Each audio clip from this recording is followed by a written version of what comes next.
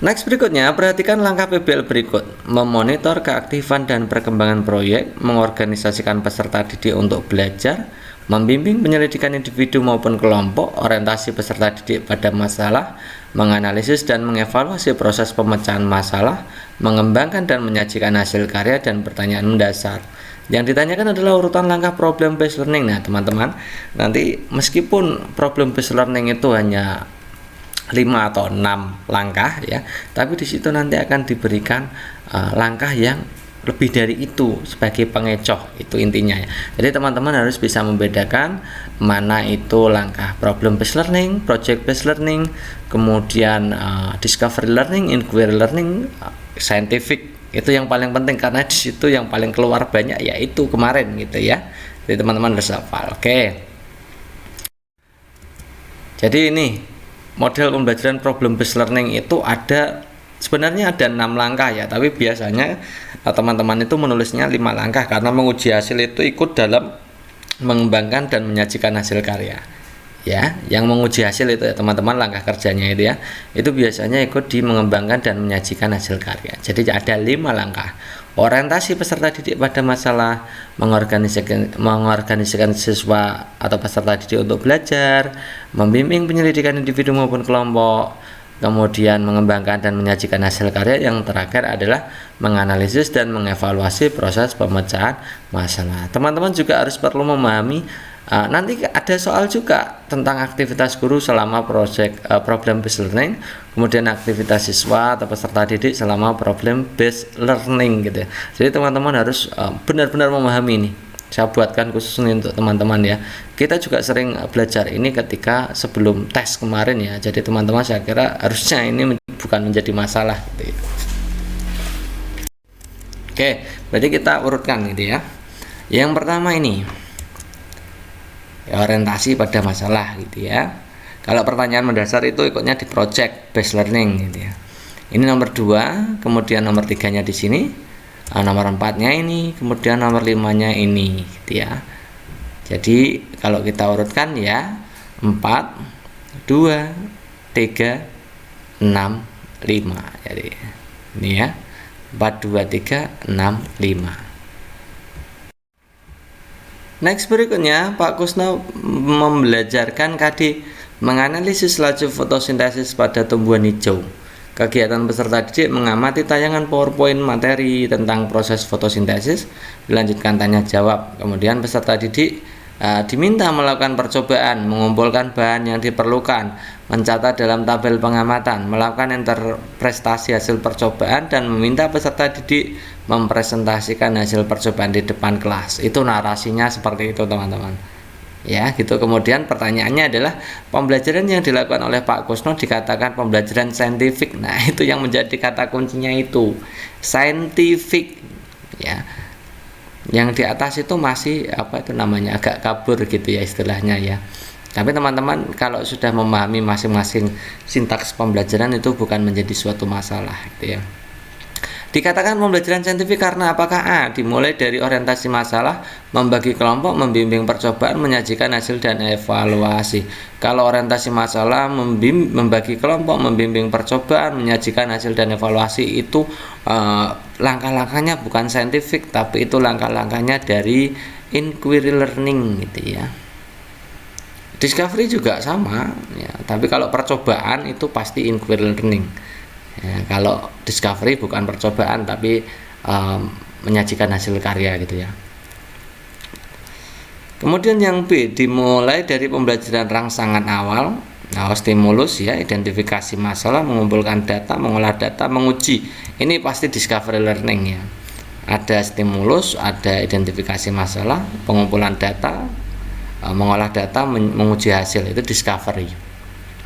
Kemudian dimulai dari kegiatan 5M, mengamati, menanya, mengumpulkan informasi, mengolah informasi, mengkomunikasikan. Yes, ini scientific. Jadi cirinya scientific ya kegiatannya 5M itu. Mengamati, menanya, mengumpulkan informasi, mengolah informasi atau mengelaborasi sama gitu ya. Kemudian mengkomunikasikan gitu ya. Mengkomunikasikan itu dalam bentuk presentasi ya. Oke, yang D, melakukan pembelajaran dengan kegiatan eksplorasi, elaborasi, konfirmasi, itu model lama. EEK yaitu RPPEK zaman dulu gitu ya.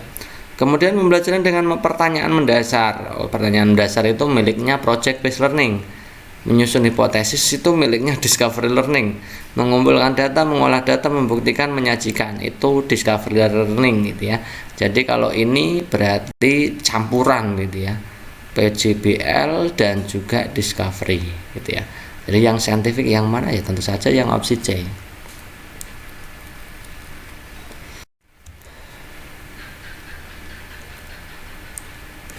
Oke, lanjut nomor berikutnya. Penilaian harus mampu menyimpulkan apakah peserta didik telah mencapai kompetensi yang ditetapkan atau belum. Hal ini sesuai prinsip penilaian apa? Keeping track, summing up, finding out, checking up, atau checking out. Oke, teman-teman harus paham prinsip-prinsip penilaian ya, terutama untuk keeping track, summing up, finding out, dan checking up. Kalau checking out itu tidak ada gitu ya, itu istilah kehotelan gitu ya, bukan istilah penilaian gitu ya. Kita akan bahas satu persatu. Dimulai dari keeping track. Keeping itu ya, keeping itu menelusuri, melacak tracknya, menelusuri, melacak kemajuan siswa sesuai dengan rencana pembelajaran yang telah ditetapkan gitu ya. Kemudian checking up, cek ya, mengecek ketercapaian kemampuan peserta didik dalam proses pembelajaran. Finding out, finding itu menemukan, jadi menemukan serta mendeteksi kesalahan-kesalahan yang menyebabkan terjadinya kelemahan. Kalau summing up itu penilaian harus mampu menyimpulkan apakah peserta didik telah mencapai kompetensi yang ditetapkan atau belum gitu ya. Yang ditanyakan adalah apakah peserta didik telah mencapai kompetensi atau belum, berarti ikutnya summing up. Jadi jawaban yang tepat adalah opsi B. Yang pertama, gangguan neurologis yang menghambat kemampuan mengharmonisasikan ingatan dengan penguatan gerak otot secara otomatis saat menulis biasa disebut gangguan apa? Apakah diskalkulia, disleksia, dysgraphia, auditory and visual processing disorder, atau non-verbal learning gitu ya. Jadi untuk menjawab ke pertanyaan ini ya, apakah itu diskalkulia, disleksia, dysgraphia, auditory and visual processing disorder, atau non-verbal learning, teman-teman harus memahami semuanya gitu ya. Terutama untuk langsung ke kontekstualnya ini ya. Ini artinya gangguan neurologis, kesulitan saat menulis, intinya seperti itu. Jadi kalau disleksia itu kesulitan membaca secara teknis ya, atau kesulitan akan kata-kata yang diucapkan dan sulitnya mengubah kata menjadi huruf, ini ya, ini namanya disleksia. Yang kedua adalah dysgraphia, di mana dysgraphia ini kesulitan menulis ya, baik berupa merangkai huruf dalam kata atau membuat kalimat lengkap. Ini urusannya dengan menulis, namanya dysgraphia. Kemudian ada dyskalkulia. Dyskalkulia itu kesulitan menghitung, intinya seperti itu ya, kesulitan menghitung atau memecahkan soal-soal matematika dan mengalami kesulitan menangkap konsep-konsep matematika dasar, bahkan dasarnya saja tidak terlalu bisa. Itu namanya dyskalkulia. Diambil dari kata dasar kalkulus ya, penghitungan gitu ya. Kemudian kalau auditory and visual processing disorder itu apa? Itu sebuah gangguan yang mempengaruhi kemampuan anak untuk memahami bahasa tertulis atau lisan. Ya, ini gangguan ya. Kemudian berikutnya adalah non-verbal learning disability, itu kondisi yang merujuk pada ketidakmampuan anak untuk menggunakan aspek intuitif, pengaturan visual, pengolahan fungsi saat belajar gitu ya. Oke. Jadi kemampuan mengharmonisasikan ingatan dengan penguasaan gerak otot secara otomatis saat menulis, berarti ini gangguan menulis. Gangguan menulis itu jawaban yang tepat adalah dysgraphia.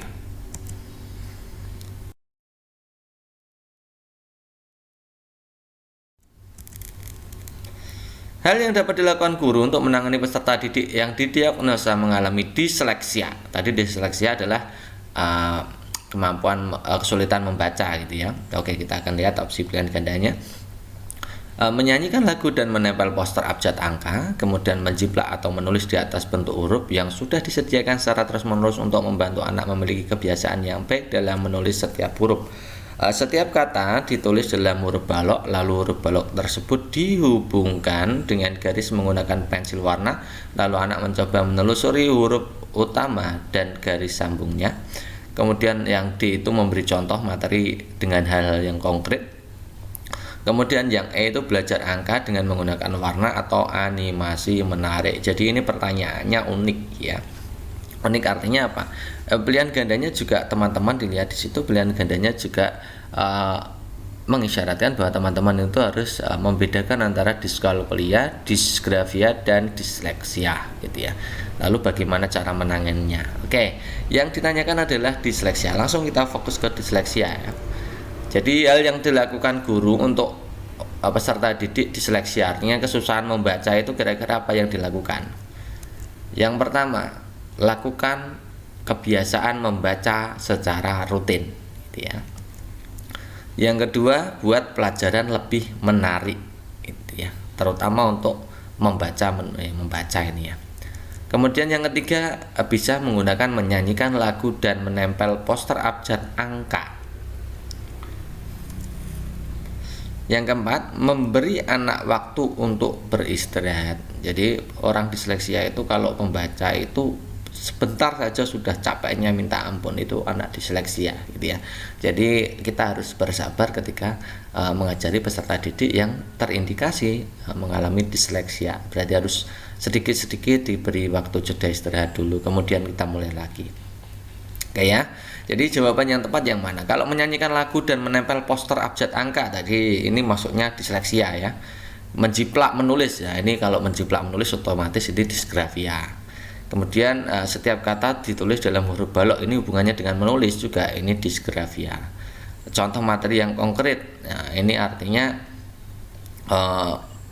diskalkulia ya, ini supaya matematika menjadi lebih sederhana ya dengan hal-hal konkret. Belajar angka, ini belajar angka pasti diskalkulia gitu ya. Jadi jawaban yang tepat adalah opsi A.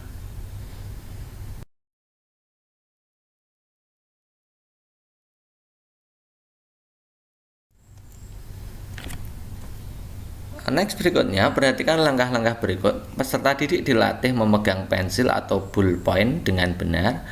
Yang kedua, menyebutkan huruf pada angka sambil menunjukkan gambar cara-cara penulisannya. Yang tiga, peserta didik diberi lembar yang berisi huruf cetak titik-titik untuk ditulis ulang bentuknya.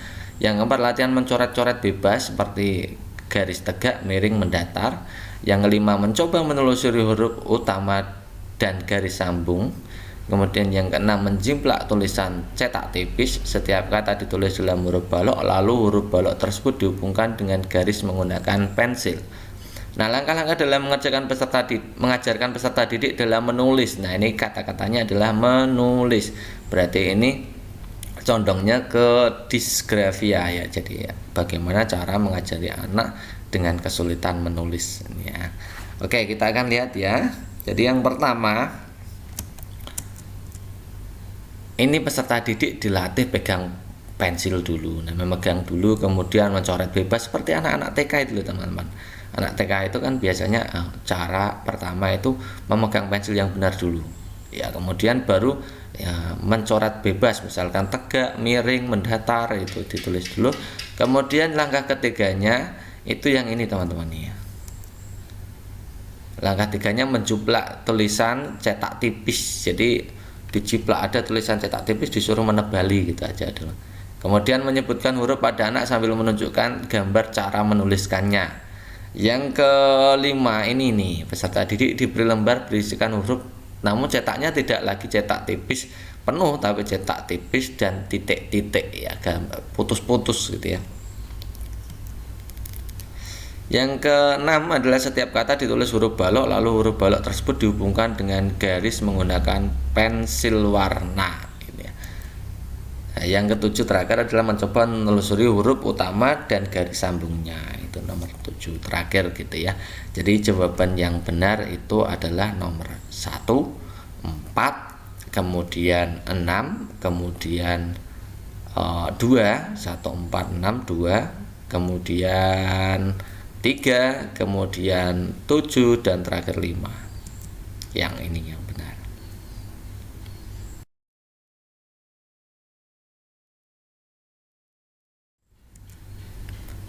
Yang harus dilakukan guru dalam membuat pembelajaran untuk peserta didik yang mengalami kesulitan menghitung atau diskalkulia, ya. Diskalkulia adalah titik-titik. Menghubungkan materi dengan kehidupan sehari-hari, misalkan berapa jumlah piring makan yang harus disiapkan untuk seluruh anggota keluarga, berapa banyaknya seragam yang dia gunakan dalam seminggu, dan berapa sepatu yang akan dipakai untuk anak berpergian. B. Metode menulis bersambung dengan cara setiap kata ditulis dengan huruf balok, lalu huruf balok tersebut dihubungkan dengan garis menggunakan pensil warna, lalu anak mencoba menelusuri huruf utama dan garis sambungnya. C. Anak kemudian diberi lembar yang berisikan huruf yang ditulis ulang atau dijiplak secara berurutan. Ketebalan dari huruf yang harus dijiplak dikurangi lalu diberi titik-titik gitu ya, menjiplak dengan titik-titik gitu ya. Yang D, Anda bisa mengajak peserta didik bermain kata yang berhubungan dengan satu sama lain. Yang E, mencari gambar dan susunan huruf balok. Oke teman-teman, jadi A, B, C, D, E ini hubungannya dengan kesulitan baik diskalkulia, disgrafia maupun disleksia. Jadi teman-teman harus paham gitu ya. Oke, kalau yang cara mengatasi atau melatih ini, cara melatih diskalkulia itu yang pertama, melatih ingatan dengan sering menyanyikan angka-angka. Yang kedua, tuangkan konsep matematika secara tertulis di kertas agar peserta didik mudah melihatnya. Kemudian visualisasikan konsep matematika yang sulit atau sulit dimengerti melalui gambar. Kemudian praktekkan konsep matematika dengan kehidupan sehari-hari, misalkan berapa jumlah piring makanan yang harus disiapkan untuk seluruh anggota keluarga dan yang lain. Nah, dari situ kita bisa menjawab ya, yang diskalkulia yang mana. Yang metode menulis bersambung dengan cara setiap kata ditulis ini pasti disgrafia ya. Menghubungkan materi dengan kehidupan sehari-hari, misalkan berapa jumlah piring, ini pasti diskalkulia. Anak diberi lembar yang berisikan huruf, ini pasti disgrafia. Anda mengajak peserta didik bermain kata yang berhubungan satu sama lain. Bermain kata itu adalah upaya untuk mengajarkan kepada peserta didik yang mengalami disleksia. Mencari gambar dan susunan huruf balok, gambar dan susunan huruf balok ini juga sama dengan disleksia gitu ya. Jadi yang diskalkulia ini yang menghubungkan materi ini gitu ya.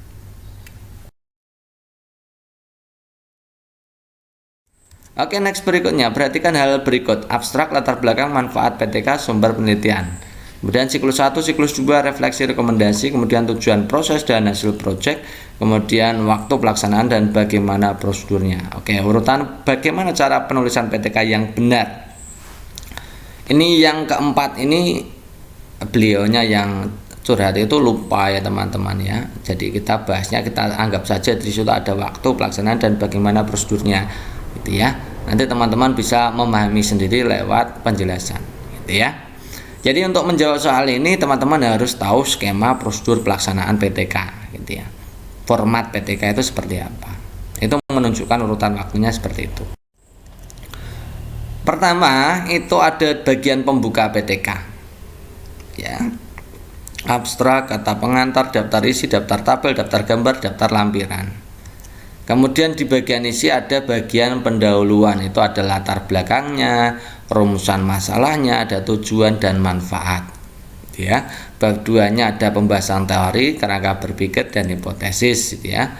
Bagian 3-nya adalah prosedur penelitian tindakan kelas. Itu di situ ada dua hal yang penting, yaitu setting penelitian menyangkut mengapa, apa, siapa dan di mana proses pelaksanaan PTK itu dilaksanakan. Kemudian prosedur, bagaimana prosedur pelaksanaannya itu ada di bab ketiga, prosedur penelitian tindakan kelas. Kemudian bab 4-nya itu ada hasil penelitian dan pembahasan. Ini mencakup hasil penelitian siklus 1, kemudian observasi siklus 1, kemudian refleksi siklus 1, kemudian melakukan lanjut siklus 2 dan seterusnya gitu ya. Jadi kemudian dibahas hubungan antara siklus itu di bab keempat. Kemudian di bab kelima ada simpulan, saran, dan rekomendasi. Kadang simpulan dan saran saja, dan kadang ada simpulan, saran, dan rekomendasi gitu ya. Kemudian ada bagian penutup, itu ada lampiran-lampiran, daftar pustaka juga di situ. Itu ya prosedurnya teman-teman. Urut-urutannya seperti ini. Jadi teman-teman harus paham ini. Oke, kita kembali ke sini. Abstrak itu pembuka, latar belakang, manfaat dan sumber itu ada di bab 1. Jadi ini pembuka dan bab 1 gitu ya letaknya gitu ya. Kemudian siklus 1, siklus 2, refleksi rekomendasi. Siklus 1, siklus 2 refleksi itu terletak di bab keempat. Rekomendasi ada di bab kelima. Ya, ini pembahasan itu sudah dilaksanakan penelitian berarti ya di siklus 1, siklus 2, refleksi dan rekomendasi. Kemudian tujuan, proses dan hasil yang diharapkan. Ini tujuan dan proses ya. Tujuan, proses dan hasil yang diharapkan ini menyangkut tentang tujuan itu di bab 1, kemudian hasil yang diharapkan itu di bab 2, itu tentang kerangka berpikir dan hipotesisnya. Itu ya. Kemudian waktu pelaksanaan dan bagaimana prosedurnya. Waktu pelaksanaan dan bagaimana prosedurnya. Waktu pelaksanaan itu ada di bab 3, prosedurnya juga di bab 3. Ini urutannya seperti ini. Jadi kalau kita urutkan itu berarti harusnya nomor 1 itu yang 1, kemudian 3, bab 1, 2, 1, 3 gitu ya. Atau 3, 2, 4 ya. 1, 3, 4, 2, 1, 3, 4, 2. Jawaban yang benar adalah 1, 3, 4, 2. Oke, berikutnya PTK terkait bagaimana PTK terkait bagian siapa, di mana, kapan dan bagaimana terletak pada bab berapa. Materi bab 3 materi 1 atau subbab 1, bab 3 materi 2, bab 4 materi 1, bab 4 materi 2 atau bab 1 materi 2. Tadi kita sudah belajar ya bagaimana struktur dari format kerangka PTK itu, maka nanti kita bisa jawab di situ gitu ya. Tadi halaman pembuka ini tidak mungkin gitu ya. Jadi halaman pembuka itu ada abstrak, halaman pengesahan, kata pengantar dan seterusnya. Itu daftar tabel, daftar pustaka, daftar tabel, daftar gambar, daftar lampiran. Kalau bagian isi itu ada 5 bab ini. Bab 1 itu latar belakang, rumusan masalah, tujuan, manfaat. Kemudian bab 2 itu landasan teori, hipotesis dan kerangka berpikir. Kemudian bab 3 itu ada prosedur, penelitian, tindakan kelas, itu meliputi setting dan prosedur. Setting itu pertama ada setting ya. Setting itu ada lokasinya, di mana penelitian itu dilaksanakan, kapan penelitian itu dilaksanakan, kemudian siapa dan apa objek dari dan subjek dari penelitian tersebut. Kemudian prosedurnya adalah aktivitas pembelajaran. Jadi bab 3 di setting ya.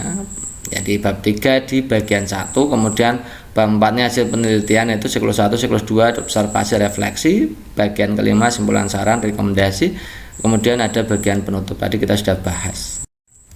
Jadi siapa, di mana, kapan, bagaimana itu berarti opsinya bab 3 sub bagian 1. Jadi jawabannya ini. Kalau subbagian 1 itu terkait setting penelitian, kalau bagian 2 itu terkait prosedur gitu ya. Nah, karena ini mencakup siapa itu berarti objek dan subjeknya, di mana itu lokasinya, kapan itu waktunya, itu berarti masuknya di bab 3 materi 1. Next, berikutnya pernyataan. Perhatikan pernyataan berikut. 1. Memperjelas materi, memberikan pemahaman siswa, membuat siswa tertarik pada pembelajaran, memberikan ketajaman visual atau memberikan pengalaman lebih nyata atau abstrak menjadi konkret, yang merupakan fungsi media. Nah, nanti teman-teman itu akan disediakan setiap kali ada soal seperti ini pasti ada satu yang tidak benar gitu ya teman-teman. Satu yang tidak benar. Pertama, teman-teman harus menganalisa mana dari 1, 2, 3, 4 ini yang tidak benar. Kemudian baru dipilih ya, memilih ini artinya. Jadi fungsi dari media saya ambil dari itu teorinya begini. 1. Membantu memudahkan belajar bagi siswa, artinya memperjelas materi, memberikan pemahaman siswa kan itu ya. Oke. Kemudian memberikan pengalaman lebih nyata kepada siswa, itu artinya menjadikan pembelajaran yang abstrak itu menjadi konkret. Yang ketiga adalah menarik perhatian, jadi membuat siswa menjadi tertarik pada pembelajaran. Kemudian memanfaatkan semua indera agar dapat diaktifkan, ini terkait gaya belajar. Lebih menarik perhatian dan minat murid dalam belajar, ini juga membuat siswa tertarik dan menumbuhkan minat. Kemudian dapat membangkitkan dunia teori dengan realita, artinya menghubungkan antara teori dengan realita secara nyata, ya, tidak sekedar abstrak, ya. Yang bersama dengan nomor 2, gitu ya. Jadi memperjelas materi itu sama dengan fungsi nomor 1, membantu memudahkan belajar bagi siswa. Itu artinya memperjelas materi dan pemberian pemahaman siswa. Tertarik itu sama dengan nomor 2, kemudian nomor 3 dan nomor 5. Memberikan ketajaman visual ini kurang tepat. Harusnya tidak, yang difokuskan tidak hanya ketajaman visual, tapi semua indera harus dapat diaktifkan. Jadi opsi nomor 3 itu kita skip, gitu ya. Nomor 4 adalah memberikan pengalaman lebih nyata. Yes, ini masuk di nomor 2. Jadi yang masuk adalah 1, 2, 4. Jawaban yang tepat adalah opsi C. Yang pertama, ada pertanyaan unik teman-teman. Jadi bagaimana jika ada seorang guru senior melakukan pelanggaran kode etik guru? Apakah A. menegur dan mengingatkan supaya melakukan kode etik guru, memberi contoh tindakan tentang cara menjalankan kode etik guru, membiarkan guru senior melakukan pelanggaran kode etik guru, atau memberitahu kepala sekolah bahwa guru senior melakukan melakukan pelanggaran terhadap kode etik? Oke teman-teman, soal ini sebenarnya tidak termasuk dalam profesional, tapi ini soalnya ternyata juga ada dari teman-teman yang curhat untuk keluar soal seperti ini. Ini sebenarnya adalah soal sospri, ya, kompetensi sosial dan kepribadian, ternyata juga keluar terkait dengan integritas, gitu ya. Jadi kita juga sudah sering membahas tentang integritas, ya, bagaimana Anda harus bersikap sebagai seorang pribadi yang berintegritas, bagaimana Anda harus bersikap sebagai teman kerja yang berintegritas, bagaimana Anda harus bersikap sebagai pemimpin yang berintegritas. Nah, status di sini soalnya adalah sebagai rekan kerja, di mana Anda itu punya rekan yang tapi statusnya adalah guru senior, itu melakukan pelanggaran kode etik guru. Nah, menurut aturan, ya, menurut kompetensi yang dikeluarkan itu di level 2 untuk integritas itu seperti ini. Sebagai rekan kerja Anda berkewajiban untuk mengingatkan rekan kerja untuk bertindak sesuai nilai norma, etika, dan seterusnya, gitu ya. Kemudian mengajak orang lain untuk bertindak sesuai etika, menerapkan norma-norma secara konsisten dalam setiap situasi pada unit kerja terkecil, ya. Kemudian memberikan informasi yang dapat dipercaya sesuai dengan etika organisasi. Itu pakemnya, gitu ya. Jadi menurut pakem ini, level 2 ini berarti kita harus berani untuk mengingatkan rekan kerja yang melakukan pelanggaran kode etik. Dari opsi A sampai D itu yang paling benar adalah opsi A, gitu ya. Kalau opsi B itu memberikan contoh, itu tugasnya untuk level 3 sebagai seorang pemimpin, gitu ya. Kalau membiarkan itu jelas Anda bukan termasuk pribadi yang bisa berimbas, ya, integritas Anda tidak berimbas kepada guru yang lain. Kemudian kalau yang D itu juga tidak tepat, gitu ya. Jadi jawaban yang paling tepat adalah opsi A. Kita lanjut, yang berikutnya adalah jika KD menjelaskan hubungan gaya gerak dorong meja, bagaimana tindakan guru dalam kelas? Apakah guru melakukan tindakan mendorong meja kemudian siswa melihat perpindahan meja, ataukah guru menjelaskan gaya suatu benda dan memberikan contoh gaya dorong meja? Nah, berdasarkan KD-nya itu kan menjelaskan. Jadi posisinya apa yang dilakukan guru, bukan apa yang dilakukan siswa. Semakin banyak fasilitas yang Anda berikan untuk siswa, artinya fasilitas yang menarik, kemudian memenuhi gaya belajar dan lain-lain, ya. Gaya belajarnya penting, gitu ya. Nah, karena di situ opsi pilihan gandanya hanya A dan B yang diingat, ya. Jadi teman-teman nanti yang masih ingat soal tentang ini dan kebetulan mendapatkan soal ini, silahkan taruh di kolom komentar supaya nanti kita bisa pelajari bersama, gitu ya. Bersama-sama untuk lolos dalam P3K tahap 2, gitu ya. Kalau pilihannya hanya ini, kalau kita diminta untuk menganalisis, lebih baik mana? Guru melakukan tindakan mendorong meja kemudian siswa melihat perpindahan meja, artinya di situ guru menerapkan prinsip kontekstual, ya. Kontekstual teaching and learning. Jadi pembelajaran kontekstual, di mana guru itu menjelaskan materi dengan bahan-bahan kontekstual, apa yang ada di keseharian peserta didik. Kemudian yang B itu menjelaskan gaya, itu artinya memberikan pembelajaran ceramah. Yang bagus mana? Yang kontekstual atau yang ceramah? Yang demonstrasi atau yang ceramah, gitu ya. Jadi jawaban yang tepat kalau opsinya hanya A, B saja, kita tidak tahu opsi C, D, E. Mungkin saja ada yang lebih baik ya, kita tidak tahu. Kalau opsinya hanya seperti ini, maka jawaban yang tepat adalah opsi A.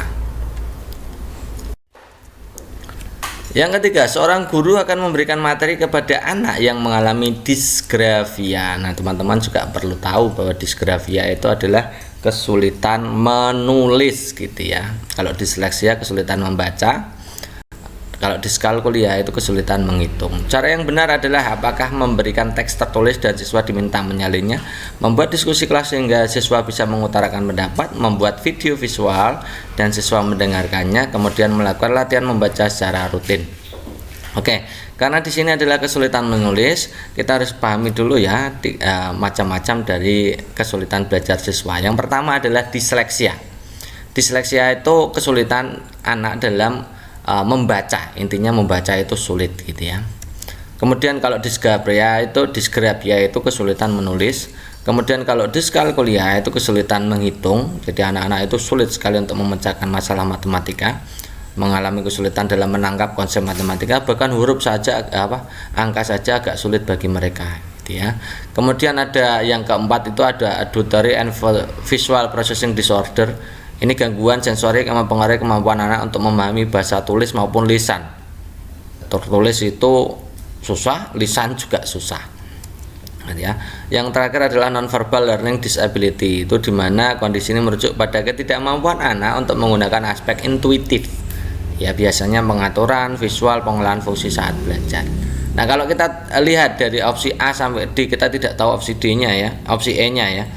Ya, kalau A itu memberikan teks tertulis dan siswa diminta menyalin, berarti yang dikembangkan adalah kemampuan menulis. Ini pasti untuk mengatasi disgrafia. Kalau membuat diskusi kelas sehingga siswa bisa mengutarakan pendapat, ini berarti kesulitan berbicara ya. Kesulitan berbicara itu masuknya di auditory visual processing disorder ya. Kemudian memberikan video visual dan mendengarkannya, ini sama, ini auditory and visual processing disorder. Kemudian melakukan latihan membaca secara rutin, membaca itu berarti disleksia. Nah, maka kalau opsinya hanya seperti ini, maka jawaban yang paling tepat adalah opsi A.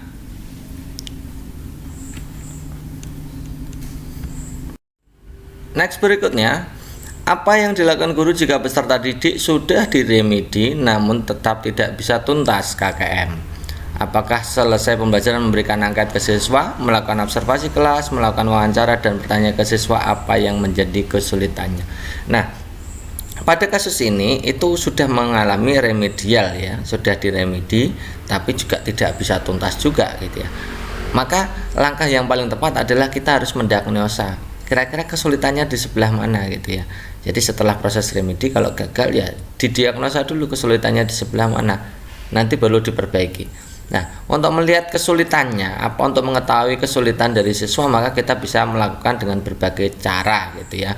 Nah, cara yang A, selesai belajar memberikan angket itu saja tidak cukup untuk membaca kesulitan siswa, untuk mengumpulkan informasi tentang kesulitan yang dialami siswa. Observasi kelas juga tidak cukup untuk memperdalam ya, mendalami kesulitan yang dialami siswa, agar kita bisa nanti kalau tahu kesulitannya kan kita bisa meningkatkan bisa memecahkan masalah yang dialami oleh siswa. Kalau dengan C, melakukan wawancara, bertanya ke siswa apa yang menjadi kesulitannya, itu lebih mendalam gitu ya. Kita bisa menggali jauh apa yang menjadi kesulitan oleh siswa. Jadi kalau opsinya A, B, C seperti ini, maka pilihlah yang opsi C. Kita mulai dari yang pertama. Ini ada soal begini. Pak Lenin memiliki peserta didik yang mengalami kesulitan belajar, yaitu Anto. Hasil identifikasinya adalah sebagai berikut. Jadi nanti teman-teman akan disajikan ciri-ciri dari kesulitan belajar. Mungkin teman-teman diminta untuk melakukan identifikasi kira-kira apa yang dialami oleh peserta didik ini apa gitu ya. Apakah disleksia, disgrafia, diskalkulia, atau yang lain gitu ya. Terutama yang tiga itu teman-teman harus paham benar gitu ya, intinya seperti itu. Ciri yang pertama itu huruf yang sama sering kali ditulis dalam bentuk yang berubah-ubah, kemudian mencampurkan pemakaian huruf besar dan kecil. Yang berikutnya adalah bentuk maupun ukuran huruf dalam tulisan tidak proporsional, ada yang besar ada yang kecil gitu ya. Kemudian kesulitan memegang pulpen dengan baik, kadang terlalu menempel pada kertas. Kemudian ada ciri berikutnya adalah tetap kesulitan menyalin contoh tulisan yang sudah ada. Nah, tindakan yang harus dilakukan oleh Pak Lenin adalah bla bla bla bla bla ya. Ada A, B, C, D, E. Kuncinya apa? Teman-teman harus bisa menganalisa kira-kira kalau peserta didik dengan ciri demikian itu memiliki kesulitan belajar apa ya. Apakah disgrafia, disleksia atau diskalkulia. Gitu ya. Nah, coba teman-teman kita analisa. Di sini intinya itu hubungannya dengan tulis menulis gitu ya. Tulis menulis. Karena ini hubungannya dengan tulis menulis, maka bisa kita simpulkan bahwa anak si Anto ini ya, ini mengalami disgrafia atau kesulitan menulis. Ya, gangguan peserta didik atau kelainan peserta didik yang menyebabkan peserta didik itu kesulitan dalam menulis, membedakan huruf dan lain-lain gitu ya. Oke, karena di sini adalah kalau kesulitan belajarnya adalah disgrafia, maka kita harus mencari rujukan bagaimana tindakan guru yang tepat untuk mengatasi masalah peserta didik yaitu disgrafia. Yang pertama, melatih untuk memegang pensil atau pulpen dengan benar. Ya, mengatur posisi duduk, jarak mata dengan buku dan lain-lain. Kemudian belajarlah untuk menjiplak. Jadi belajarkan siswa untuk menjiplak atau menulis di atas bentuk huruf yang sudah disediakan. Awal mulanya seperti menjiplak dulu, seperti pembelajaran di kelas TK gitu ya. Kemudian dibiasakan seperti itu supaya anak itu terbiasa. Kemudian mencoba untuk menulis huruf balok ya, huruf besar gitu ya. Digunakan dengan cara pertama-tama menyebutkan huruf pada anak sambil menunjukkan gambar cara penulisannya ya. Dan seterusnya ya. Kemudian ada menjiplak titik-titik ya, huruf untuk titik-titik teman-teman pasti tahu ya, karena anak TK, anak SD awal itu biasanya juga dengan menggunakan metode yang serupa. Kemudian metode menulis bersambung ya, dengan huruf warna-warni gitu ya, supaya nanti anak itu bisa menelusuri huruf utama dan garis sambungnya. Itu salah satu upaya yang bisa dilakukan guru untuk melatih anak dengan keterbatasan atau kesulitan belajar yang namanya disgrafia atau kesulitan menulis. Ya, kita akan analisa opsi pilihan gandanya sekarang. Meningkatkan frekuensi membaca, berarti fokusnya kalau membaca itu pasti disleksia. Disleksia itu kesulitan membaca, teman-teman ya. Melatih peserta didik dengan permainan angka, yang ada hubungannya dengan permainan angka dan matematika itu adalah diskalkulia. Melatih peserta didik dalam kegiatan menjiplak huruf itu pasti disgrafia. Menggambar huruf balok pada poster. Nah, poster sederhana yang berisi huruf-huruf itu adalah untuk mengatasi kemampuan disleksia. Ya, kemudian melatih anak dengan bermain tebak kata. Tebak kata itu juga untuk mengatasi peserta didik yang mengalami disleksia. Jadi jawaban yang tepat adalah opsi C. Yang kedua, hasil penilaian pada KD membandingkan perubahan energi yang terjadi pada berbagai pembangkit listrik. Diperoleh data semua peserta didik sudah mencapai ketuntasan belajar berdasarkan KKM. Jadi sudah tuntas semua gitu ya intinya ya. Kemudian semua peserta didik kelas 5 sudah memenuhi ketuntasan belajar ya, sama seperti tadi. Yang harus dilakukan oleh Pak KD sebagai guru IPA pada kasus ini adalah titik. Jadi kalau teman-teman itu mendapati suatu pembelajaran itu sudah semua, artinya sudah semua tuntas, apa yang akan dilakukan gitu ya. Apakah A. mengadakan pengayaan materi perbandingan perubahan energi yang terjadi pada berbagai pembangkit listrik untuk semua peserta didik, B. mengadakan pengayaan materi perbandingan perubahan energi yang terjadi pada berbagai pembangkit listrik untuk peserta didik di atas rata-rata, C. mengadakan remedial materi perbandingan perubahan energi yang terjadi pada berbagai pembangkit listrik untuk beberapa indikator yang masih lemah, D. mengadakan remedial materi perbandingan perubahan energi yang terjadi pada berbagai pembangkit listrik untuk semua indikator agar semua peserta didik dapat optimal hasil belajarnya, ataukah E. melanjutkan materi pembelajaran berikutnya. Oke ya, ini kasusnya adalah bahwa dalam suatu materi pembelajaran yang dilakukan oleh guru itu setelah diadakan penilaian itu ternyata semuanya sudah tuntas KKM gitu ya. Nah, maka prosedurnya begini teman-teman. Jadi kalau 100% itu peserta didik sudah tuntas materi tersebut atau KD tersebut, maka harus melanjutkan materi selanjutnya. Apabila tidak 100%, maka ada dua opsi, dan dua opsi itu wajib dilaksanakan gitu ya. Bagi yang nilainya di bawah KKM, maka diadakan remedial. Bagi yang di atas KKM, maka diadakan pengayaan. Itu dengan catatan ketuntasannya tidak lebih dari 100%. Ada dua opsi itu, dan dua-duanya harus dilaksanakan gitu ya. Nah, bagi yang remedial itu ada strateginya. Ini seperti ini, ada tiga nih ya teman-teman. 0-20% itu harus dengan pembimbingan individu, 20-50% peserta remedi itu harus pembimbingan kelompok, dan lebih dari 50% itu harus pembelajaran ulang gitu ya. Jadi jawaban yang tepat kalau sudah semuanya memenuhi KKM, maka harus melanjutkan materi belajar berikutnya. Jawabannya tepat adalah opsi E.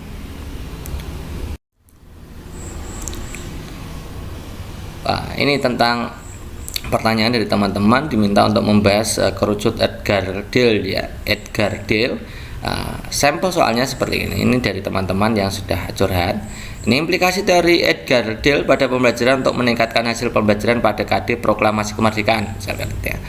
Apakah menggunakan media pembelajaran yang bervariasi, mengkombinasikan pembelajaran yang memfasilitasi gaya belajar auditori dan visual, menggunakan variasi metode pembelajaran dengan diskusi dan berbagai bentuk metode model, kemudian melatih peserta didik untuk presentasi agar peserta didik terampil dalam penyajian, atau belajar dengan menggunakan bermain peran. Ini yang memberikan hasil yang paling optimal gitu ya, menurut teori Edgar-Deal itu seperti apa gitu ya.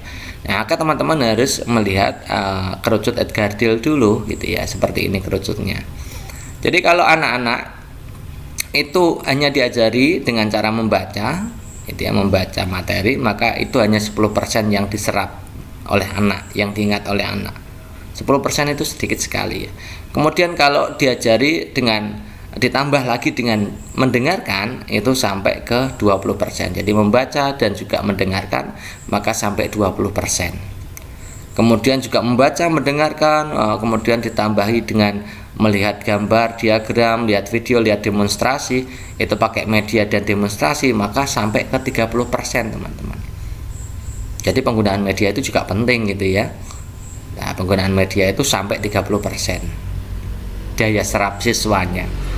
Kemudian kalau dilibatkan dalam diskusi, maka nyampe 50%, semakin banyak lagi.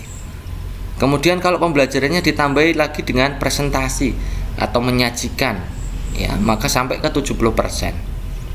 Nah, kemudian kalau selain dengan penyajian, ada di dalamnya ada bermain peran, melakukan simulasi, kemudian mengerjakan hal-hal yang kontekstual atau nyata di sekitar kehidupan siswa, maka sampai ke 90%.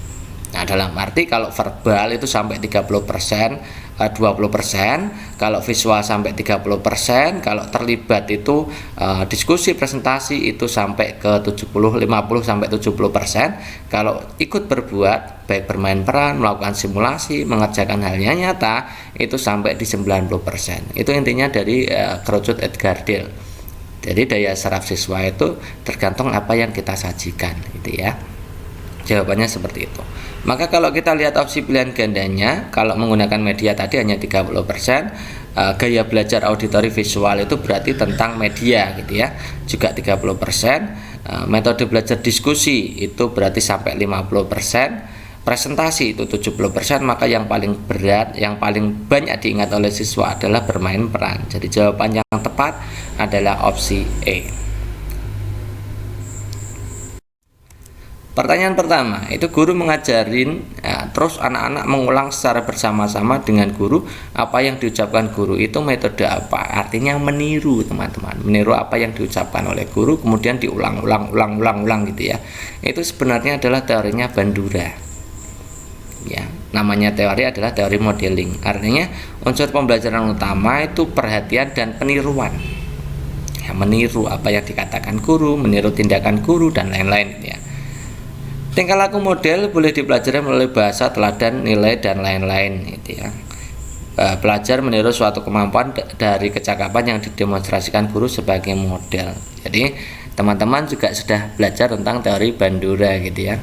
Nah, ini teman-teman juga harus belajar tentang teori Ausubel. Nanti di pertemuan berikutnya kita akan bahas teorinya Ausubel, kemudian Gagner, kemudian Piaget.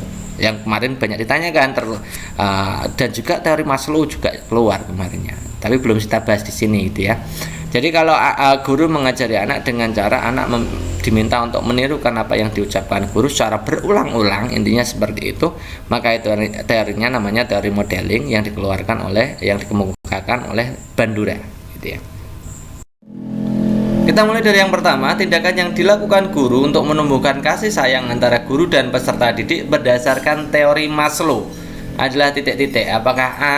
lebih mengutamakan memberikan reinforcement positif daripada penerapan sanksi hukuman, B. membuat peraturan pendisiplinan siswa secara tegas dan adil untuk semua siswa, C. menerima dan menghargai pendapat saat melakukan diskusi, D. memberikan materi pembelajaran yang sesuai kebutuhan siswa, ataukah E. mengembangkan iklim kelas dan pembelajaran kooperatif di mana setiap siswa dapat saling menghormati, mempercayai, dan tidak saling mencemooh gitu ya.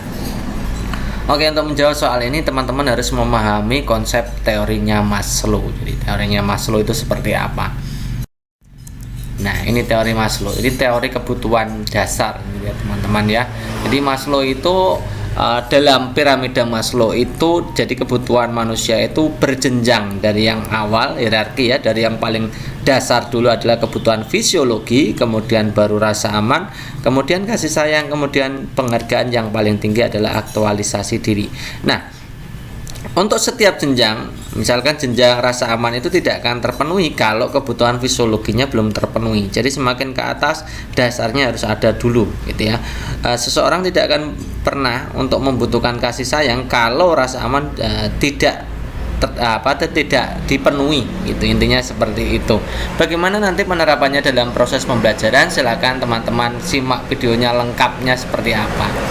Nah, ini saya berikan nih. Jadi teorinya Abraham Maslow ini tentang teori motivasi ya. Saya ulang lagi bahwa Abraham Maslow ini kunci dari teori ini adalah tentang teori motivasi. Nah, kadang-kadang juga disebut sebagai teori motivasi gitu ya. Di mana yang pertama kebutuhan fisiologi, kebutuhan dasar manusia, misalkan makan, air, oksigen, kehangatan dan lain-lain gitu ya. Kalau di sekolah misalkan adalah kebutuhan air, WC dan lain-lain gitu ya. Kemudian yang kedua adalah kebutuhan rasa aman. Dalam hal ini tidak dalam arti fisik semata, tapi juga mental, psikologi dan intelektual. Bebas dari rasa takut, bebas dari hukuman, ancaman, itu adalah kebutuhan rasa aman. Yang ketiga adalah kebutuhan akan kasih sayang, itu di level ketiga. Kasih sayang, kepercayaan itu masuk di level 3. Ya, ini kebutuhan untuk memiliki hubungan kasih sayang dengan orang lain, diterima sebagai bagian suatu kelompok. Yang keempat adalah kebutuhan penghargaan. Ini umumnya tercermin dalam berbagai simbol-simbol status gitu ya. Kemudian yang paling tinggi adalah kebutuhan aktualisasi diri. Tersedianya kesempatan bagi seseorang untuk mengembangkan potensi dirinya masing-masing. Itu intinya seperti itu. Itu teori motivasi yang dikemukakan oleh Abraham Maslow. Lalu kita akan berikan implikasi dari teori Abraham Maslow ini dalam dunia pendidikan. Kita mulai dari pemenuhan kebutuhan fisiologis atau kebutuhan fisik dari peserta didik. Itu yang pertama, misalkan dalam sekolahan itu mau menyediakan program makan siang. Ini kan kebutuhan makan ya, kebutuhan makan siang dan minumnya juga pasti ya. Kemudian menyediakan ruang kelas dengan kapasitas yang memadai. Tidak mungkin lah misalkan ruang kelasnya 4x4 isinya 20, nanti kan kasihan. Jadi tidak terpenuhinya kebutuhan fisiologis itu akan mengganggu untuk kebutuhan-kebutuhan lain terpenuhi. Tidak mungkin seseorang bisa menyampai atau sampai pada tahap penghargaan dan aktualisasi diri kalau kebutuhan fisiologisnya yang dasar itu tidak terpenuhi. Menyediakan kamar mandi, toilet, jumlah yang seimbang itu juga termasuk ya. Makanya di sekolah-sekolah itu banyak sekali program pemenuhan tentang sarpras, intinya tentang sarana prasarana pemenuhan dari kebutuhan fisiologis peserta didik gitu. Kemudian menyediakan ruangan dan lahan untuk istirahat. Jadi kebutuhan istirahat itu juga kebutuhan fisik dari peserta didik. Jadi perlu diperhatikan istirahat. Next berikutnya, untuk kebutuhan rasa aman. Bagaimana cara memenuhi kebutuhan rasa aman dari peserta didik yang diberikan oleh sekolah dan guru terutama ya. Yang pertama, itu sikap guru itu menyenangkan. Jadi tidak bersengut ya, kalau bahasa Jawanya itu bersengut. Tidak menampakkan ekspresi marah-marah, menakutkan gitu, tidak seperti itu ya. Mampu menunjukkan penerimaan terhadap siswanya, tidak menunjukkan ancaman dan menghakimi. Jadi rasa aman itu terbebas dari ancaman, hukuman ya. Kemudian yang kedua adalah adanya ekspektasi yang konsisten, mengendalikan perilaku siswa di sekolah atau di kelas dengan menerapkan sistem pendisiplinan siswa secara adil. Ini hubungannya dengan tata tertib. Jadi kalau sekolah itu dalam rangka pemenuhan kebutuhan rasa aman peserta didik juga melaksanakan tata tertib secara disiplin dan adil gitu. Kemudian lebih banyak memberikan penguatan perilaku reinforcement positif daripada hukuman. Ini terutama untuk guru ya. Jadi guru tidak serta-merta memberikan langsung sanksi berupa hukuman fisik, namun diganti dengan reinforcement gitu ya, yang bersifat mendidik. Itu sesuai dengan teorinya Abraham Maslow. Kemudian penerapan yang ketiga yaitu untuk memenuhi kebutuhan kasih sayang. Tadi yang ditanyakan ini, itu ada beberapa hubungan. Misalkan ini yang kita tadi yang ditanyakan adalah bagaimana tindakan guru terhadap siswa. Ini cocok dengan ini. Jadi bagaimana hubungan guru dengan siswa dalam hal kaitannya pemenuhan kebutuhan kasih sayang dan penerimaan. Yang pertama, guru dapat menampilkan ciri kepribadian yang eksentris ya, empatik, peduli, interest ya, pokoknya di looks-nya itu dipandang itu enak gitu ya. Sabar, adil, terbuka gitu. Menjadi pendengar yang baik itu wujud dari kasih sayang guru terhadap peserta didik. Kemudian guru dapat menerapkan pembelajaran individual dan dapat memahami siswanya. Jadi setiap siswa itu punya kebutuhan, punya potensi masing-masing ya, punya bakat masing-masing yang perlu dikembangkan. Jadi pentingnya untuk pembelajaran individual itu juga diperhatikan oleh teori Abraham Maslow. Kemudian guru lebih banyak memberikan komentar atau umpan balik positif daripada negatif. Nah, bedanya tadi adalah hukuman reinforcement positif lebih baik daripada hukuman untuk kebutuhan rasa aman. Kalau yang ini itu adalah umpan balik atau komentar yang bersifat positif daripada negatif. Teman-teman saya kira juga sudah tahu ya, daripada mengatakan, "Lah tulisanmu jawabanmu tidak bagus," itu tidak baik ya. Artinya jawabanmu itu hampir benar ya, jawabanmu benar tapi perlu disempurnakan, itu lebih baik gitu ya. Itu komentar positif. Kemudian guru dapat menghargai, menghormati setiap pemikiran atau pendapat ya. Menghargai pendapat itu termasuk wujud dari kasih sayang teman-teman. Menghargai pendapat beda dengan penghargaan, nanti berbeda lagi gitu ya. Kemudian guru dapat menjadi penolong yang bisa diandalkan dan memberikan kepercayaan terhadap siswanya gitu. Itu kasih sayang antara guru dengan siswa. Bagaimana cara memupuk hubungan kasih sayang dari guru kepada siswa atau peserta didik. Kemudian bagaimana guru dalam memupuk hubungan kasih sayang antara siswa dengan siswa. Misalkan sekolah mengembangkan situasi yang memungkinkan terciptanya kerjasama mutualistik saling percaya di antara siswa. Misalkan game yang memang tujuannya untuk saling kerjasama ya. Kemudian yang B, sekolah dapat menyelenggarakan kelas meeting. Jadi kelas meeting itu termasuk wujud dalam upaya meningkatkan hubungan kasih sayang dan penerimaan antara satu siswa dengan siswa yang lain. Mengembangkan diskusi kelas. Jadi proses diskusi itu juga merupakan wujud dari kasih sayang ya. Pemenuhan kebutuhan kasih sayang antar peserta didik. Mengembangkan tutor sebaya juga. Kemudian sekolah mengembangkan bentuk ekstrakurikuler yang beragam sehingga masing-masing dari peserta didik saling berinteraksi, dan itu merupakan wujud dari kebutuhan kasih sayang atau penerimaan dari siswa. Ya, yang ketiga sudah kita bahas. Sekarang masuk ke 4. Bagaimana cara guru dan sekolah itu dalam memenuhi kebutuhan harga diri atau penghargaan terhadap peserta didik atau siswa. Yang pertama, bagaimana mengembangkan harga diri siswa. Pertama adalah adanya scaffolding. Jadi pengembangan pengetahuan baru itu latarnya harus dari pengetahuan yang lama. Mengembangkan sistem pembelajaran yang sesuai dengan kebutuhan ya, kontekstual. memfokuskan pada kekuatan dan aset yang dimiliki oleh siswa. Jadi hubungannya dengan potensi. Jadi menyajikan materi itu juga perlu dianalisa potensi peserta didiknya. Kemudian yang keempat itu mengembangkan strategi pembelajaran yang variasi. Itu juga merupakan wujud dari penghargaan terhadap peserta didik. Ya, strategi pembelajaran kalau itu saja ceramah, itu saja kasihan yang memiliki gaya belajar visual. Makanya strategi pembelajaran dan penerapan gaya belajar itu harus bervariasi, termasuk penggunaan media gitu ya. Kemudian selalu siap memberikan bantuan apabila para peserta siswa mengalami kesulitan. Melibatkan seluruh siswa di kelas untuk berpartisipasi dan bertanggung jawab. Ketika harus mendisiplinkan siswa sedapat mungkin dilakukan secara pribadi, tidak di depan umum. Itu juga merupakan wujud mengembangkan harga diri siswa. Kemudian penghargaan dari pihak lain, bisa guru, bisa peserta didik lain. Yang pertama, mengembangkan ramai sekali ya teman-teman ya. Yang pertama, mengembangkan iklim kelas dan pembelajaran kooperatif. Jadi itu juga merupakan wujud dari pemenuhan penghargaan dari pihak lain. Mengembangkan Star of the Week ya, itu bintang dalam 1 minggu ini ya. Kemudian mengembangkan program penghargaan atas pekerjaan. Jadi menghargai pekerjaan dari peserta didik, prestasi yang dilakukan peserta didik, karya yang diberikan peserta didik. Kemudian yang keempat itu mengembangkan kurikulum yang dapat mengantarkan setiap siswa untuk memiliki sikap empatik dan menjadi pendengar yang baik.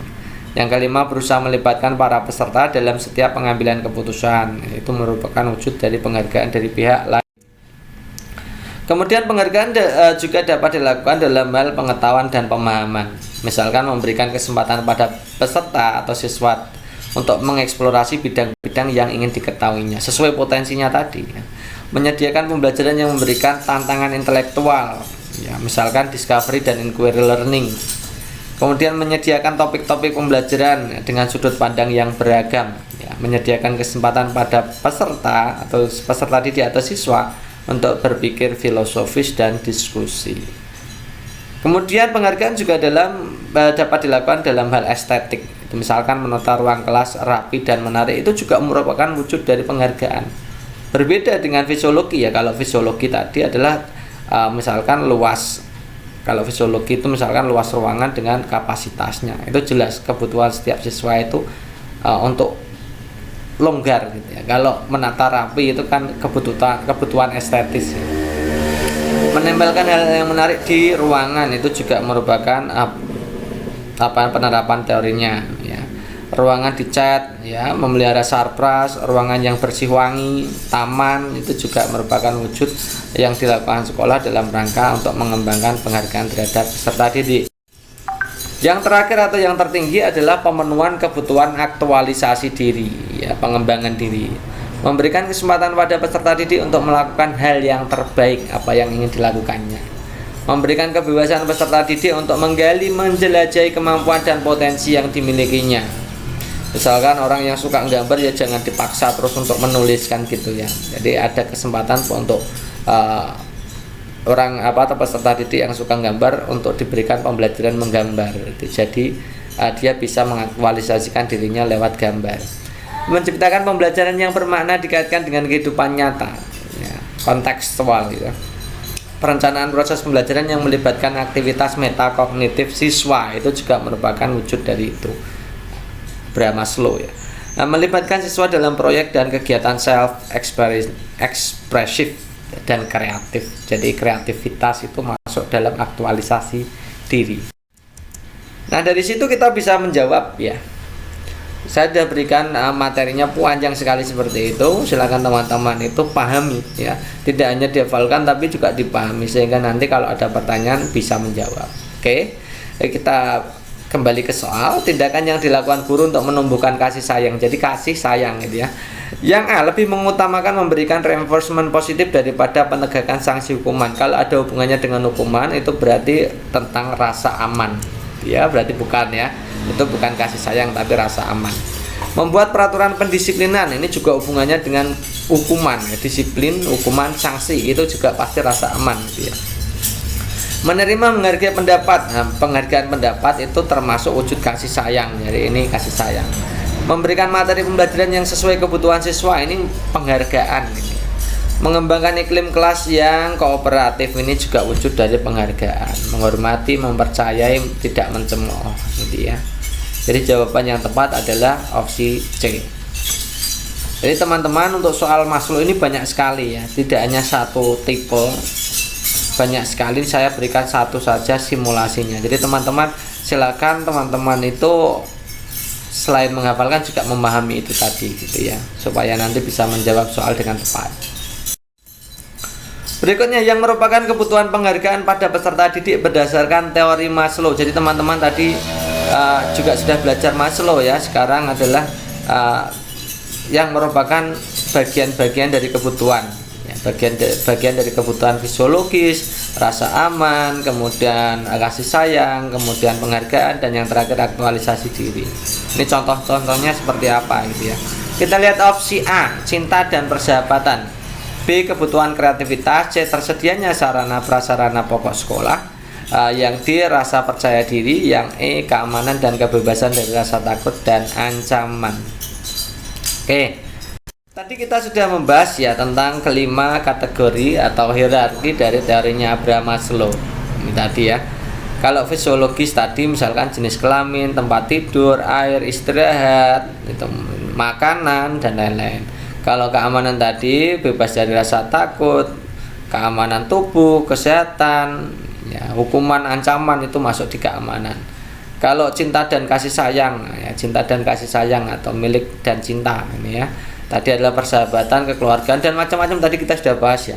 Kalau harga diri itu rasa percaya diri, menghormati orang lain, dan lain-lain. Kalau aktualisasi diri itu contohnya moralitas, kreativitas, ya, potensi diri tadi, pengembangan potensi diri itu termasuk aktualisasi diri. Saya kira teman-teman tadi kalau membahas yang tadi juga sudah paham ya, tanpa saya berikan seperti ini. Jadi kita bisa jawab yang merupakan kebutuhan atas penghargaan. Kalau cinta dan persahabatan itu pasti kasih sayang.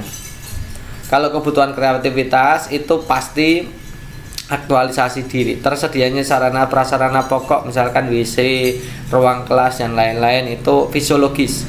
Rasa percaya diri itu penghargaan, ya. Keamanan, kebebasan itu tadi adalah rasa aman. Jadi jawaban yang tepat adalah opsi D. Bentuk kegiatan pembelajaran yang tepat dilakukan guru pada materi sejarah SD agar peserta didik mendapatkan pengalaman belajar bermakna menurut Edgar Dale. Jadi Edgar Dale itu salah satu pakar dalam belajar bermakna, gitu ya. Nah, saya bilang Edgar Dale itu kuncinya adalah penggunaan media sehingga pembelajaran bisa menjadi bermakna. Intinya seperti itu ya Edgar Dale ya.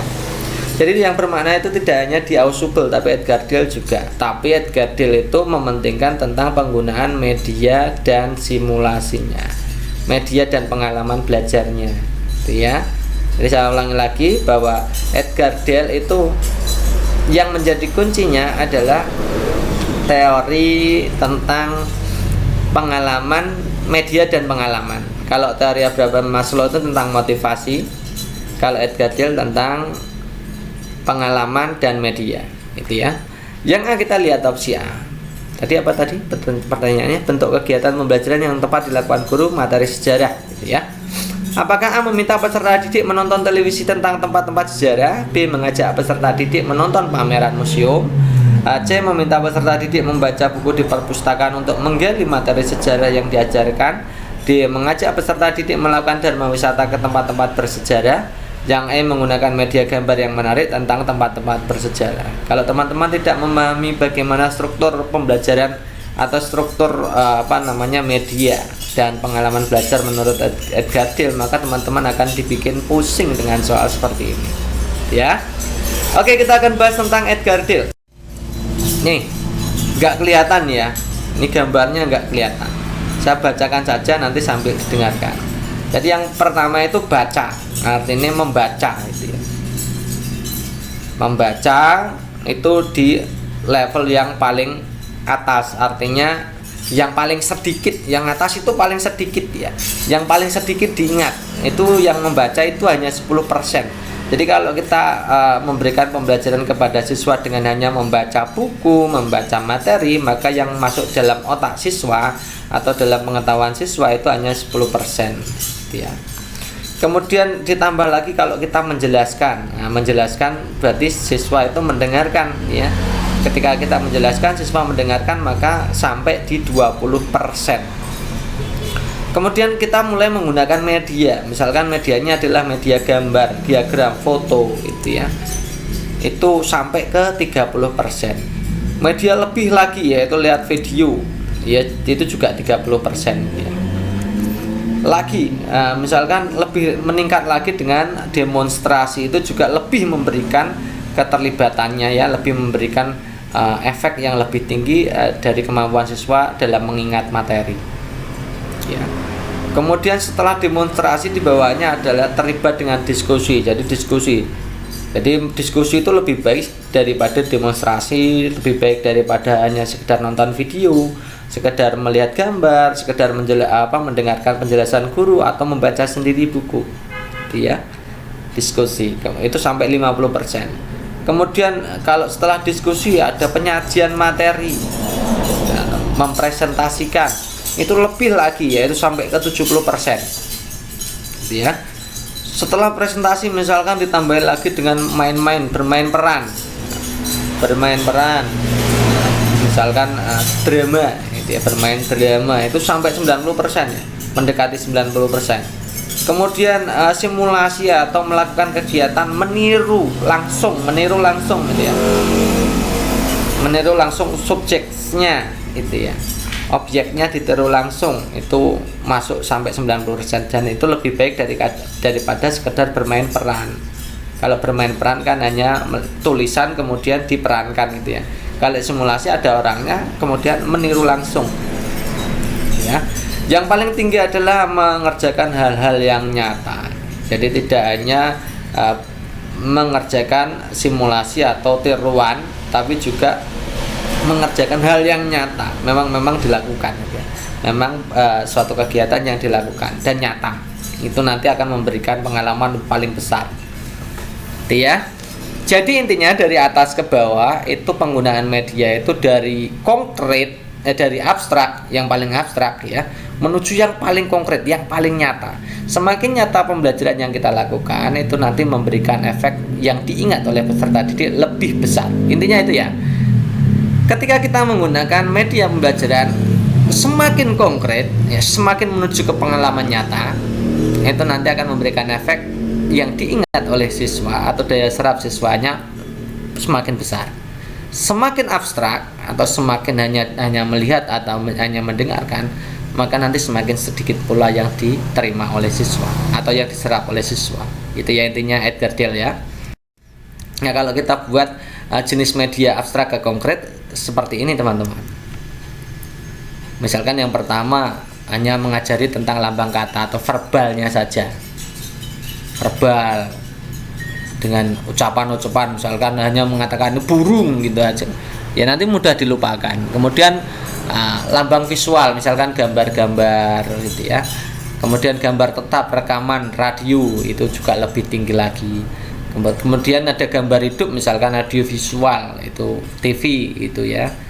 Di bawahnya ada TV itu. Kemudian pameran, museum, itu lebih baik daripada hanya nonton di televisi. Kemudian dharma wisata langsung, itu juga lebih baik daripada hanya nonton pameran di museum.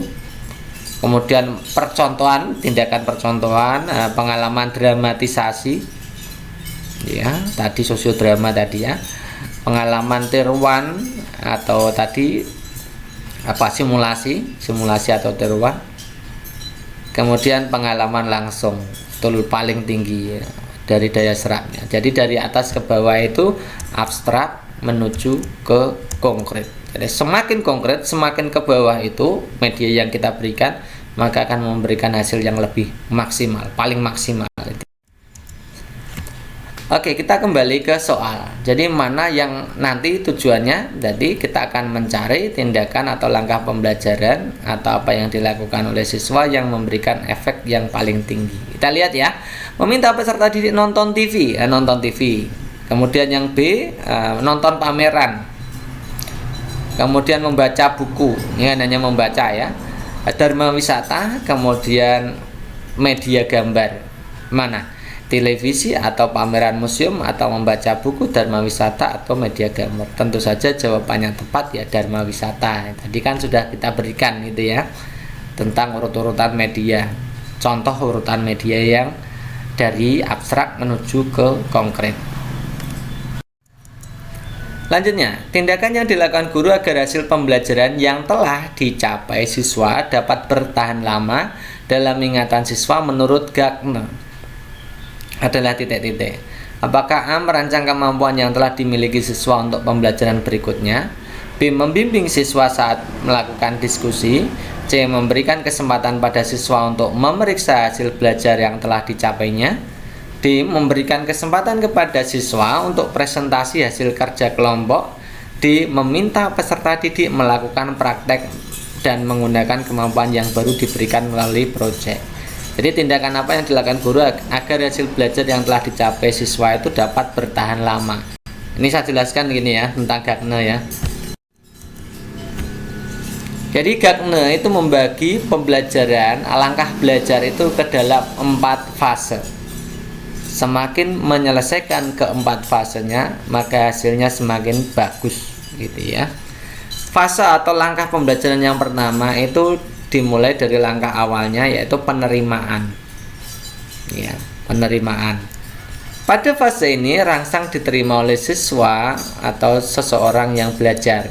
Ini ada beberapa langkah. Pertama, harus memperhatikan, timbulnya perhatian, kemudian penerimaan, yang terakhir adalah mencatat ya, pencatatan.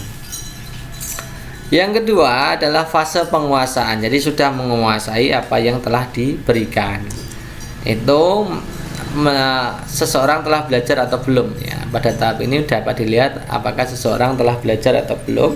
Orang yang telah belajar akan dibuktikan dengan memperlihatkan adanya perubahan pada kemampuan. Pada fase penguasaan itu ditandai dengan yang pertama, sebelum pembelajaran itu ditunjukkan apa yang harus dikuasai. Kemudian setelah pembelajaran diberikan kuis. Itu ya, itu intinya dari Gagner. Kemudian fase pengendapan. Jadi sesuatu yang telah dimiliki akan disimpan lama atau tidak cepat hilang. Itu bila digunakan, dapat digunakan bila diperlukan.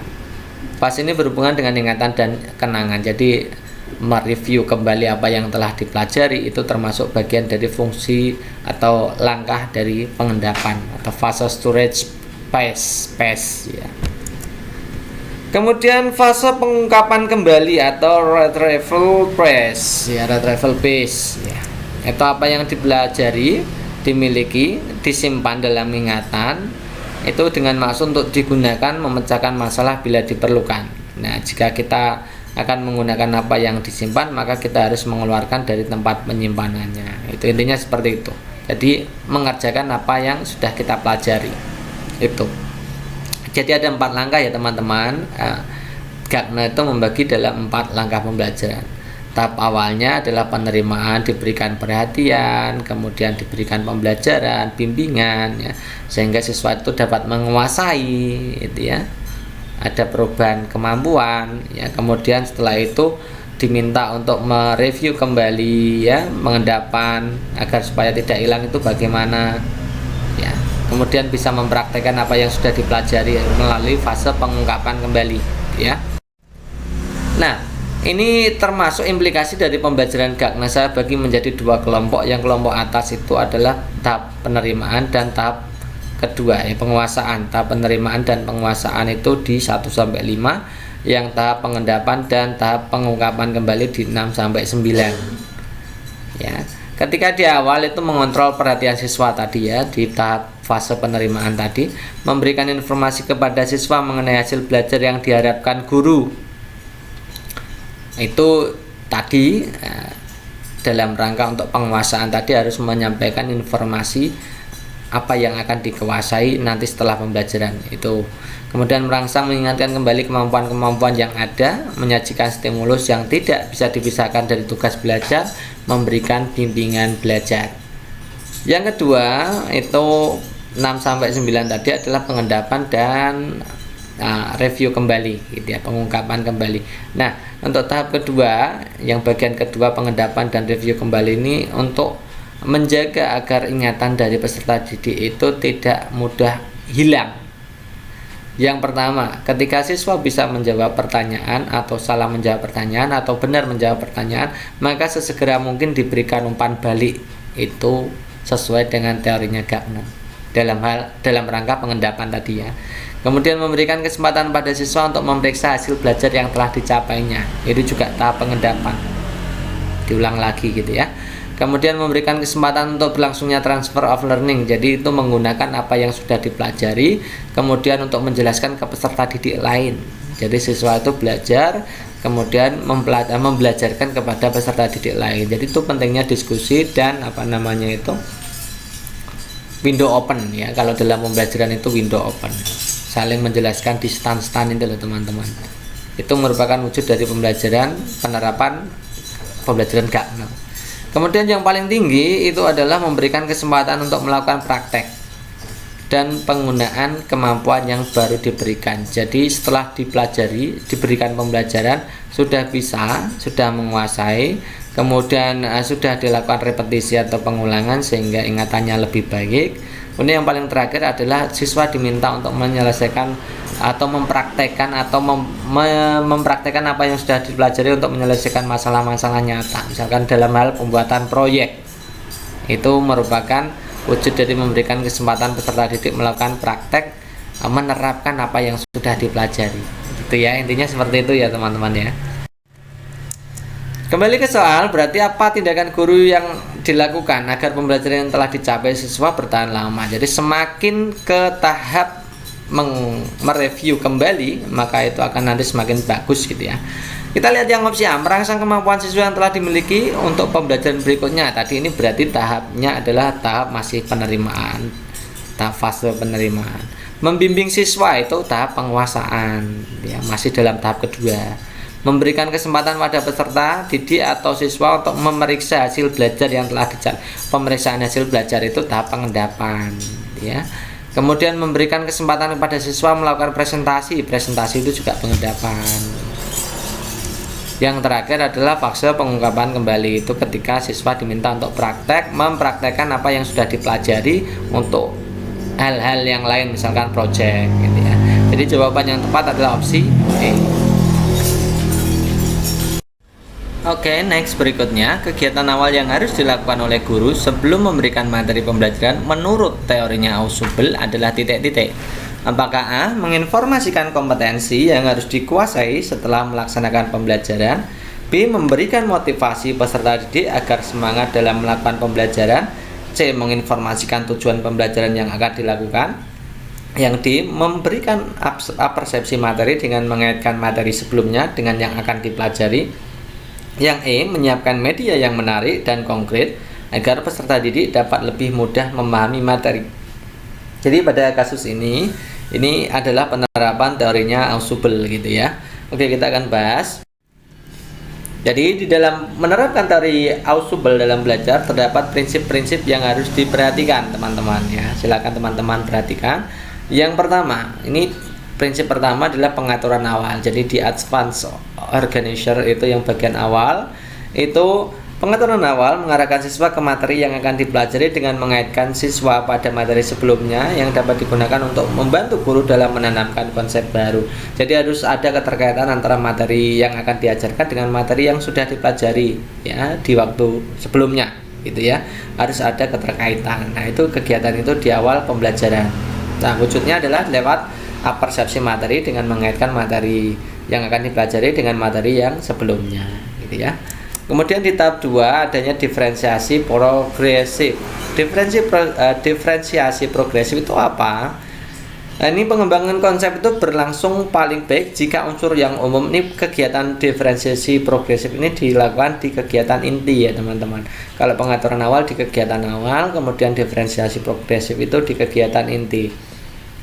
Ini kita mulai dengan masalah-masalah atau unsur-unsur yang bersifat umum dulu ya, apa yang dikenal siswa dulu, baru kemudian ke hal-hal yang lebih spesifik atau lebih khusus. Nah, dalam hal ini diferensiasi progresif itu biasa dikatakan dengan metode deduktif gitu ya teman-teman, dari umum menuju ke khusus ya, tidak induktif tapi deduktif gitu ya.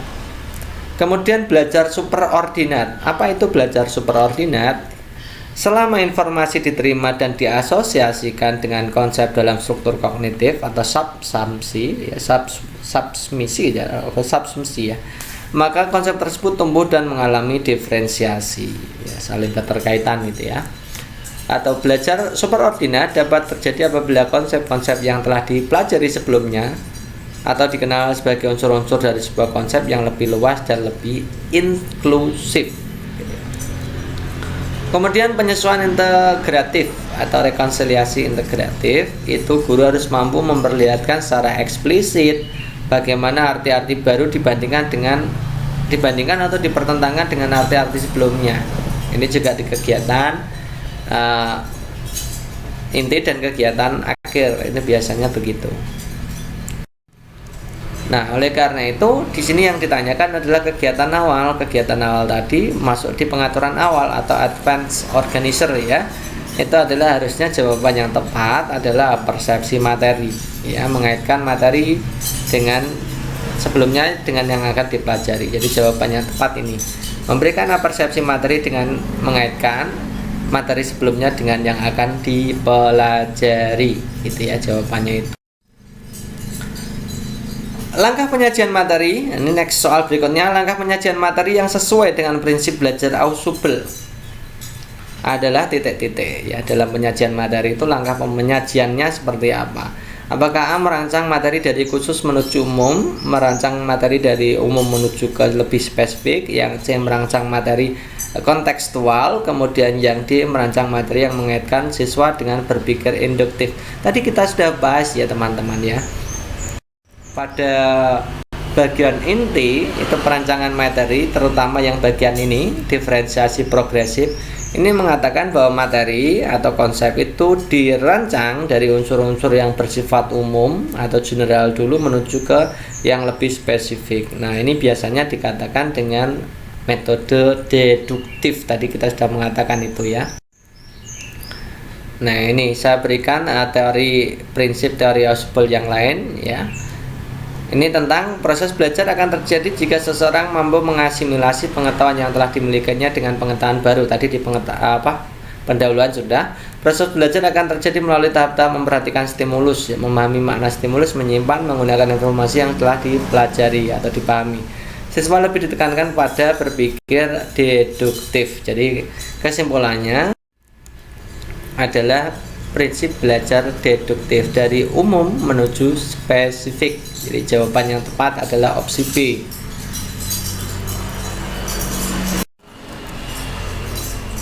Next berikutnya, tindakan guru yang tepat dalam mengembangkan kemampuan akomodasi menurut Jean Piaget, ya, Jean Piaget ini ya. Saya dikomplain karena ini bacanya bukan Jean Piaget kak, tapi Jean Piaget ya, Jean Piaget ya. Terserah ya, yang penting itu tulisannya Jean Piaget ya. Tindakan guru yang tepat mengembangkan kemampuan akomodasi yang perlu digarisbawahi teman-teman di situ adalah akomodasi. Jadi dalam Jean Piaget itu ada tiga hal ya, ada asimilasi, akomodasi, dan ekuilibrasi. Ya, mana yang merupakan akomodasi, mana yang merupakan asimilasi, mana yang merupakan ekuilibrasi. Kita lihat opsi pilihan gandanya. A. Meminta siswa membandingkan sifat-sifat zat padat dengan sifat zat cair. Yang B. Meminta siswa menyelesaikan masalah luas tanah berbentuk segitiga setelah mempelajari konsep luas segitiga. Yang C. Meminta siswa menghitung penjumlahan bilangan 10 sampai 20 setelah belajar penjumlahan bilangan 1 sampai 10. Yang D. Setelah siswa mengamati hewan berkaki dua yaitu ayam dan burung, siswa diminta menganalisis ciri bebek dan angsa. Ya. Oke, kita akan bahas dulu tentang teorinya Piaget yang tentang asimilasi, akomodasi, dan ekuilibrasi. Pada tahap asimilasi, itu proses kognitif di mana seseorang itu mengintegrasikan persepsi atau konsep atau pengalaman baru dalam skema yang sudah ada. Ya, skemanya sudah ada gitu ya. Kita kasih contohnya seperti ini teman-teman. Siswa yang sudah belajar luas persegi panjang, maka dia bisa menghitung luas sawah berbentuk persegi panjang. Masih sama-sama persegi panjang ya, belum keluar dari itu.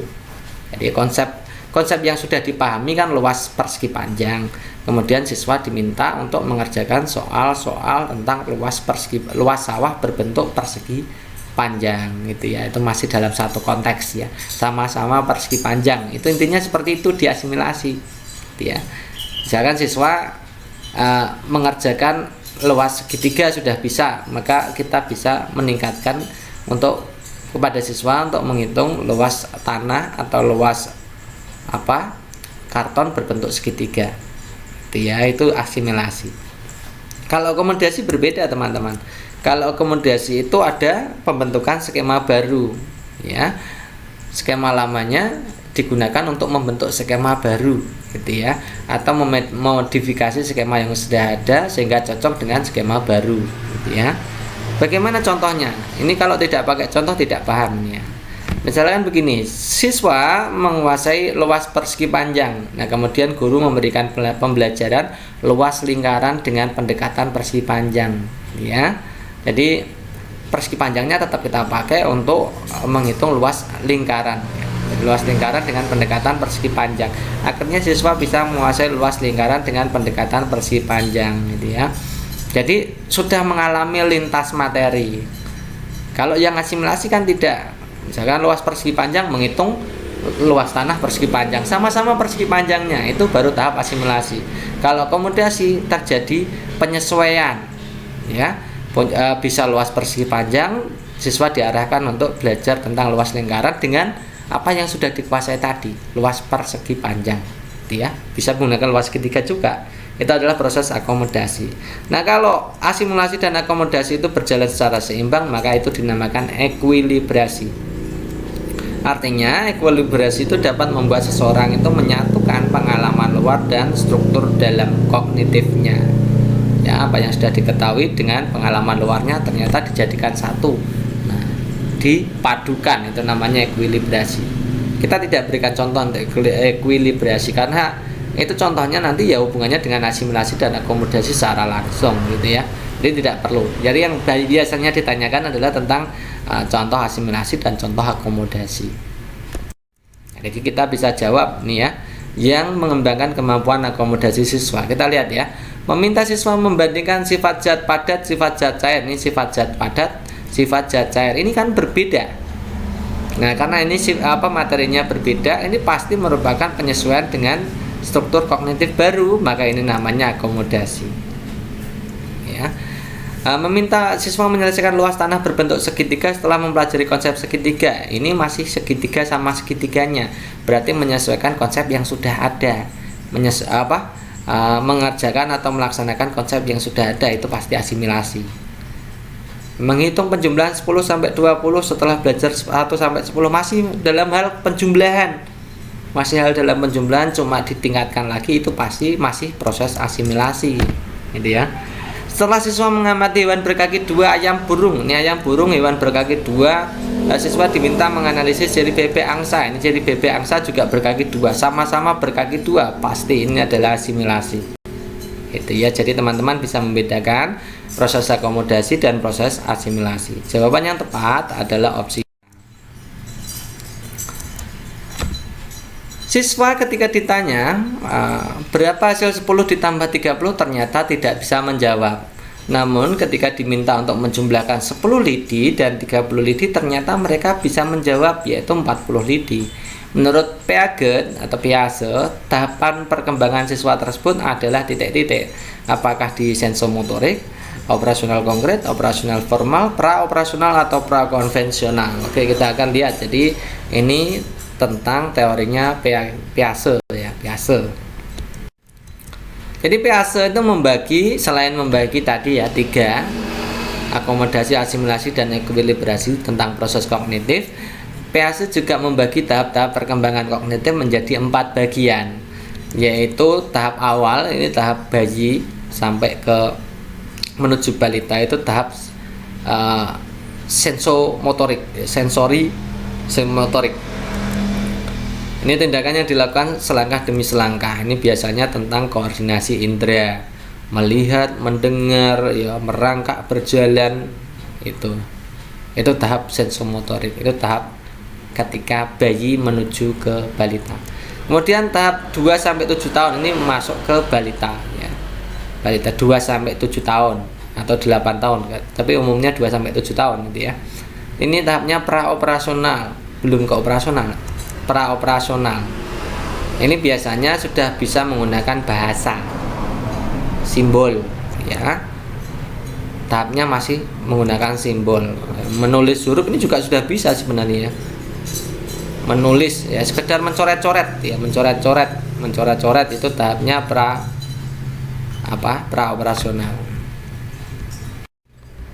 Nah, kemudian untuk tahap berikutnya adalah tahap operasional konkret, di mana tahap operasional konkret itu terjadi di usia anak SD 7 sampai 11. Ini anak SD berarti teman-teman yang guru SD harus belajar ini tentang tahap operasional konkret. Pada tahap operasional konkret itu penggunaan operasi penalaran logika, matematika menggantikan penalaran intuitif. Jadi sudah mulai berpikir logis, tidak hanya sekedar intuitif ya. Tapi hanya sebatas penggunaan situasi konkret. Artinya anak harus belajar dalam hal benda-benda konkret secara langsung. Misalkan siswa belajar berhitung dengan benda-benda konkret, kaki kambing, kaki ayam jumlahnya berapa, itu sudah bisa. Itu tahap operasional konkret. Kalau operasional formal itu anak usia SMP sampai SMA ya. Ini sudah tidak konkret lagi. Dari pemikiran operasional formal itu dapat memecahkan persoalan walaupun problem ini hanya disajikan secara verbal saja sudah bisa ya, tidak harus ke konkret ya. Tidak harus pakai benda konkret, verbal saja sudah bisa. Itu ya. Jadi teman-teman paham nih anak SMA ini ya. Nah, kita langsung kembali ke pertanyaan. Siswa ketika ditanya berapa hasil 10 tambah 30 ternyata tidak bisa. 10 tambah 30 itu operasionalnya sudah formal teman-teman sebenarnya. Ya, namun ketika diminta untuk menjumlahkan 10 lidi dan 30 lidi ternyata bisa, hasilnya 40 lidi. Nah, penggunaan lidi, penggunaan alat hitung itu ya, benda-benda konkret. Penggunaan benda-benda konkret itu merupakan ciri khas dari anak SD. Maka kita jawabnya harusnya adalah tahap operasional konkret. Nah, itu dulu teman-teman untuk pembelajaran kali ini. Tetap stay tune di channel kita tercinta ini. Jangan lupa untuk tetap semangat belajar untuk menyongsong P3K tahap 2. Terima kasih atas perhatiannya. Assalamualaikum warahmatullahi wabarakatuh.